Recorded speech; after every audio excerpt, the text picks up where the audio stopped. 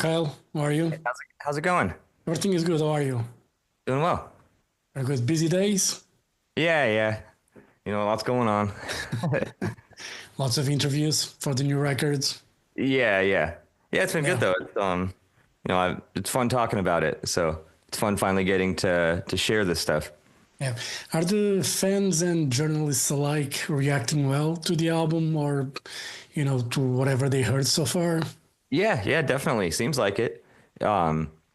We've only gotten to share two songs from it so far for fans, but we definitely been getting a good response, and seems like gotten a really good response like from our like close friends that we've sent the album to. People that have gotten to hear the whole thing.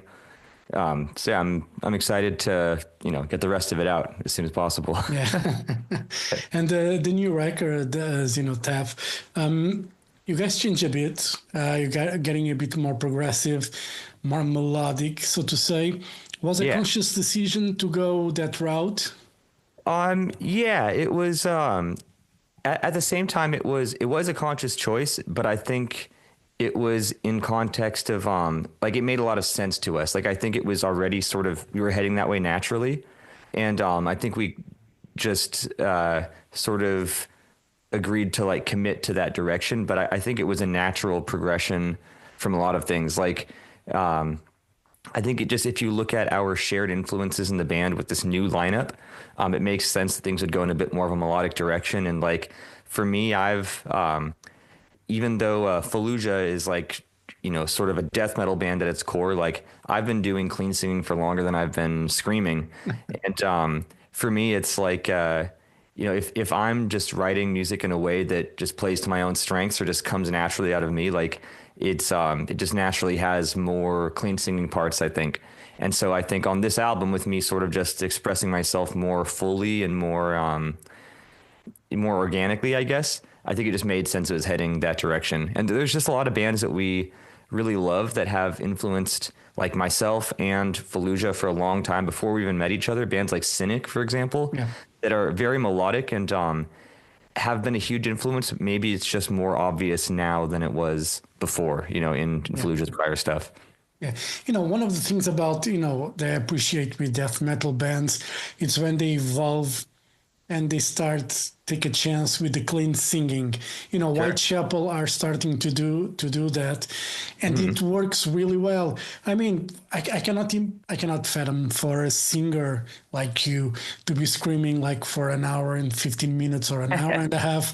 I mean, at the end of the show, you must be like, please don't annoy me until tomorrow.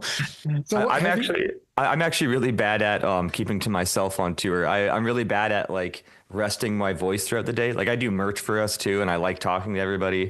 So I kind of just let whatever is gonna happen.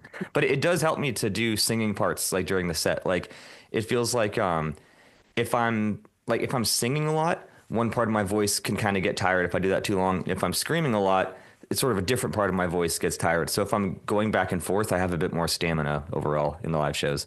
Yeah. And so when did you guys start working on the songs for the album? Let's see.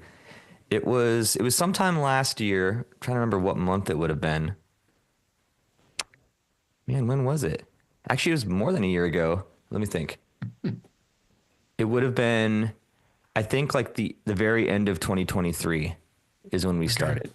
Because I remember when I live in Tennessee now, but it was when I still lived in California. We met up to start working on songs. Like Scott and I would meet up together. Scott and Sam, our other guitarists, would meet up for a while. So yeah, it was like late 2023. Yeah. Does it take long to finish the songs? I mean, I'm sure some probably change a lot from the initial concept Right. until what we hear on the record. How that process works with you guys? Yeah, so it does take a while. I think just the nature of this genre, there's a lot of notes, there's a lot of details, there's a lot of textures, there's just a lot going on. So there's a lot of embellishment that happens, like you said, from the riffs start out one way and they get changed and things get added and moved around. Um, so it does take a while, but I will say that this album, we wrote it and recorded it more quickly than we have for past albums. Like we kind of had a goal to make this album a bit shorter and make it something that feels like a full cohesive album, but we didn't want to work, spend 5 years working on the same project or something like that. We wanted something to get out kind of more quickly and keep momentum going. And since finishing it, things have slowed down a little bit. Like we've had to wait a while before releasing it, but we did record it in a very shortened time span. That being said, it was a lot of hours. Like we just spent a couple of months just really obsessing over it and just doing nothing else for a while. But yeah, the process basically starts with, we start with instrumentals first. That's pretty typical, I think. And for the instrumentals, it was basically between me and our two guitarists, Scott and Sam. We had a lot of sessions where we would sit down together and kind of start with a general vision of what kind of song we wanted to make. A lot of it was inspired by some of our favorite bands. So like, for example, we would listen to like an album from the Faceless, like their album Autotheism was like a big influence on this one. Like we would listen to that and we would kind of just take note of special moments in the music that really, inspired us and gave us a certain feeling, like as just fans of music.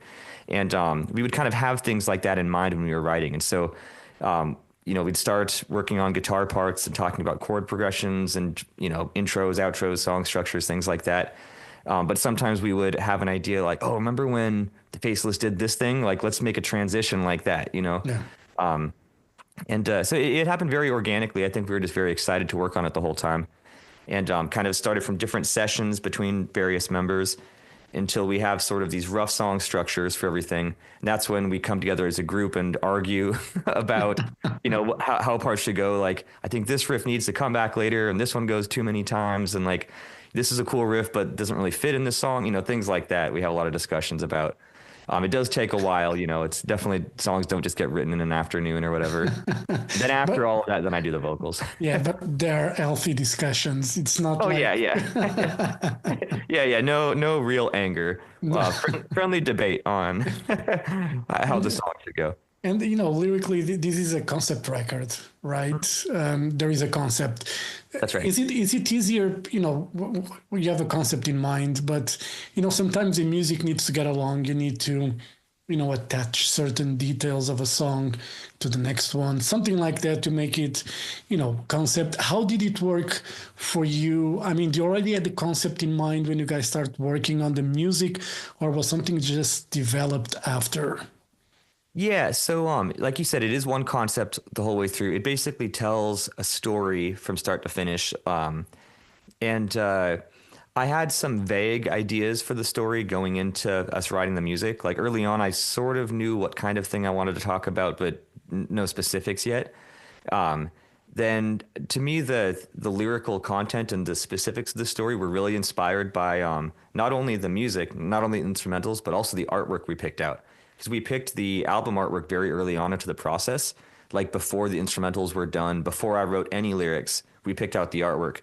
And I actually worked the artwork in as part of the story in my mind, to where like, even though that was, we didn't commission that art, we selected, a pre-made piece of art from Peter Moorbacher. But because of the order that things happened, to me, like that is a character in the story and it's a big part of the story. So I would say I had a vague idea going to the music, but really my lyrics came together like after the other stuff was already there. I remember we had to commit to a track list, like the track ordering very early on also, because I was like, I'm going to write a story where the songs go in a certain order. We can't switch them up. So we got to commit. Like if this is the intro, we're not going to change that and make it, the last track or whatever. Like it has to stay in this order. And I remember like writing vocals for some of the first couple songs on the album while we were still working on the other ones. And I was like, we better finish the instrumentals for that last song before I get to it, because I'm working my way, down the track list. So it kind of happened simultaneously, but I would say that I definitely let the music and the artwork sort of guide my story with the lyrics. Is it easier, as a songwriter, to write with the concept in mind? When you know what story you want to tell, is it easier other than, waiting for some sort of inspiration to write about whatever it's happening in the world? It definitely helps me. I think because it's like easier and harder at the same time, depending on how you want to look at it. Because on one hand, like it's harder writing a cohesive story because there's more to sort of take into account when you're writing. Like, if I'm just writing lyrics for a regular song, it's like, the lyrics have to make sense. They have to flow a certain way. It has to fit into the song structure. But then on top of that, now there's these additional considerations of like, this also has to be meaningful within the context of the story. Like, not only does the song have to make sense, but like it has to fit a particular point in like what's supposed to be happening in the story. So in that sense, it was a little bit harder. But at the same time, the part of the reason I wanted to do a concept album in the first place was I remembered on the previous album, we spent a lot of time talking about individual concepts for each song. And it was a lot of different things, which was fun. But I was like, this time I just want to do that once. Like, let's just figure out one concept and then I'll use that for the whole album. So it does help to know what you're talking about. Like, there's been times where in the past where I've tried to write music, like just writing words and like don't have a concept yet. And I find it much harder because I'll start writing and I'll be coming up with stuff, but I'm like, what am I even talking about? Like, what am I trying to say with this, you know? And it feels a bit less focused compared to like if you legitimately have something specific in mind that you're trying to convey with the lyrics. Yeah. So I think it's good to have a concept first. Yeah. And then one of the things and the magic about writing lyrics, it's sometimes people can interpret their own way. I'm not sure if that happened with you, but did it ever happen in any case of someone telling you about a certain song? Oh, it's about this. And you're like, no, it's something. Yeah, absolutely. I like hearing people's interpretations, though. I think I write in a way that's not like, I specifically try not to be too direct with what I'm saying. I like to be a little bit abstract, kind of use some like slightly open-ended metaphors and visual language that like alludes to what I'm saying, but I don't like to be so literal with my lyrics that the meaning is very obvious. And I think that's true for this album as well. Like, even though there is a story through it, I think I'm pretty sure that if somebody were to just read the lyrics and, you know, have no idea what it's about, like I don't explain anything, they just read it, I think they would kind of get the story, but I don't think that they would get all of it because I just write in a way that's a little bit open-ended, you know, like it's, I think it's not, I think they would get the gist of the story. I think a lot of the major points would probably come across, but I'm sure they would have a lot of questions or maybe their own ideas about what some things are specifically trying to say. And I kind of like that because, like you said, people do have their own interpretations. And sometimes I think it's really cool. Like I've written lyrics that meant something to me. Like I was referring to, you know, whatever I'm talking about. But I've had people like find their own meaning for like very personal things, you know, like whether it's something that has happened to them or with their family members or whatever, like that they connect to. And I'm like, that's awesome that people are connecting with it. It's, you know, I think it's, I prefer that as opposed to somebody just being like, oh, okay, this is his song about him that wrote his thing. I'd rather have people feel like it's about something related to them. Yeah. And, you know, one of the things that, you know, comes with the territory of listening to music, especially if you're not a native English speaker, it's misunderstanding the lyrics or the words. Did that ever happen to you, you know, singing a song about... Oh, of course, yeah. That's a whole nother thing, yeah, changing the words. You know, I love watching, you know, videos of people, you know, singing, and then you read the actual lyrics and it's like, okay, phonetically it sounds the same, but it's a completely different word. Right. You know, that's why I'm still a big fan of vinyl and stuff, because, you know, the lyrics are there. It's a bigger thing to read instead of a CD, which is normally smaller letters. Totally. And I'm getting old. I cannot read small stuff tiny, yeah, they print it so small. Yeah. Yeah, we pushed for that actually for the vinyl release for this album. This is, you know, it's a slightly shorter album and it fits on one LP. Like our previous album, you know, you had to spread it across two records because it's just too long for one disc. But we put it onto one disc this time, and our label was suggesting doing this sort of like simple packaging where it just fits into the jacket, you know. Yeah. But we basically pushed to have the gatefold that like opens up specifically for the lyrics. It's like to us, like the lyrics are such a big part of this album. Where like we want somebody to, you know, take off the shrink wrap, open the vinyl, and you open it, and there's this big layout with all the lyrics there. That's instead of having to like, you know, pull out the little 1-page thing or whatever. So we got our way with that, which is nice. Because like you said, to me, that's like, as a fan of music, I also do that for bands that I love. You know, I will read along with the lyrics while I listen to it. It's part of the experience as well, totally. You know, it's, I mean, I like to have the iPhone on the car, and, you know, when I'm driving, it's easier to plug it and listen to music. But at home, you know, it's vinyl and CDs, I mean. Totally. No, let's go for it. And this concept is more a sci-fi kind of a thing. Is that your genre? Something that you enjoy, like even watching movies or reading books. You go for the sci-fi stuff. Yeah, I think a lot of us in the band do actually. I think that's something that like when I joined the band and when we started hanging out, like I didn't know them before I joined the band really.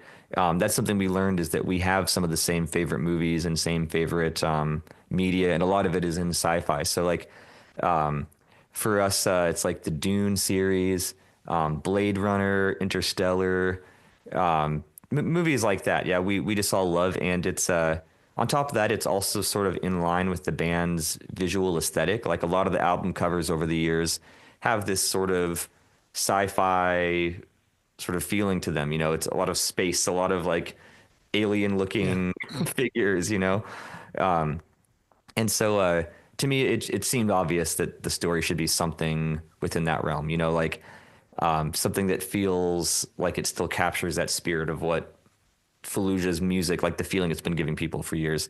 And so I wanted something sci-fi, but also like personal at the same time. Yeah. And so, I kind of came up with a story that to me sort of bridges that, like between being science fiction and being something that can feel emotional and relatable at the same time. Yeah. Does the story has a plot twist or it's just straight on? Yeah, big plot twist. Yeah, absolutely. That's actually something I encountered. Like when I started writing the story, I knew how I wanted it to start, and I was like figuring out what's going to happen. And at some point, I realized I'm like, obviously something big has to happen in the story. Otherwise, it's not a story. It's just you're just describing the same thing for 8 songs. So there is a big plot twist, and it to me it fit with the music as well, because the music basically in general on average it kind of starts off like a bit brighter, more melodic and sort of uplifting feelings early on, and it gets very dark like in the last couple songs. And so there's the twist is sort of in line with that. There's basically this the whole world that we've been building for the first however many songs like sort of gets turned upside down when the character realizes it's all been an illusion and a lie in the first place. And the sort of figure on the album cover that he thought was this like angelic guide sort of thing turns out to be quite the opposite and is actually kind of the villain. And so it's definitely in line with like the direction of the instrumental tracks to me. Cool. So that will be more a M. Night Shyamalan plot twist or a Stephen King plot twist. Yeah, something like that. Yeah. Yeah, we'll call it Shyamalan. I like to read Stephen King books, and I was just telling someone years ago, and the guy was telling me like that Stephen King cannot write an ending even if his life depended on it. Really? And I was just thinking, really? Why? I like the books, but I think it's just personal preference anyway. But whatever. So, maybe not the ending he wanted. yeah, I mean, yeah. I loved even like the books that turned into movies from Stephen King. I mean, they're good. So, I mean, it's just a preference. Anyway, with the new album, tour, live shows, what are the plans for you guys? And in this case, specifically Europe, what are the plans? Yeah, we will be going all over the place. We have a little bit of time off right now. Like we're not touring until after the album comes out. It just sort of worked out that way. At the same time, though, I have a very young kid. Like I had my first daughter about 5 months ago. So like of all the times for us to not be touring much for a little bit, it was very convenient. But regardless, yeah, we're getting stuff booked. We're finally now starting to confirm a lot of tours coming up. Nothing announced quite yet, but I'm sure we'll start talking soon. But yeah, we'll be doing within the next year. You'll see us in the U.S., Europe, some other places too we haven't been. So yeah, it's exciting. So you had a good timing to have a kid. And it was a good in the sense of, okay, we have some time I can see here, our first year, first steps, first words. I'm not going to miss that. So you did plan well. It actually just worked out that way. I haven't had to like veto any tours, like I haven't had to tell the guys, oh, sorry, I can't do this one. It just worked out that way. Like the 1 or 2 tours we thought we were going to do earlier this year didn't quite happen. And then just all the offers we're getting were for later in the year. So it just worked out that way. Well, that's good. And, I have to ask you this because, you're from the United States, and given the, things that's going on. It's not a political question. It's just a funny question. I asked Yeah, this to the Rivers of Nile guy. How much are going to be the tariffs on this record from Fallujah? Oh yeah, and I don't know. Hopefully not too much. I've seen. Yeah, we'll see. I'm hoping that doesn't mess with things. I mean, because it's like we're on a German label. We play internationally. It's if the tariffs are a big thing that continue to persist, it could cause problems. So we'll see. Hopefully, it doesn't get too bad. Yeah, it's I can say this, but we in Europe we have a different vision from what you guys have living there in the US. So I tend not to. I try to understand, why certain things happen, but there are some things that I don't understand. Oh, I don't why. understand it either, man. If you figure it out, let me know. Yeah, I'll send you a message or something if I can figure that out. So it's safe to say next year we might see you guys around here in Europe. Next year. Yep. Yeah, very. We have a tour booked for Europe for early 2026. Cool lineup. We're excited about it. We just confirmed it within the last week, and yeah, we're excited. We always love coming to Europe. Cool. Right. Kyle, thank you very much for your time. All the best for Fallujah and for the new record. And all the best for your young daughter. Hope everything goes well. Don't miss the first steps or the first words. Yeah. They are very important to be there for that time. So hopefully we'll see you guys here in Portugal next year, all right? Absolutely. Yeah, I would love to come. All right. Thank you very much. Have a great day and hope to see you soon, all right? Thank you. Thank you, man. Thank Appreciate you. it. Bye-bye. Bye. Bye.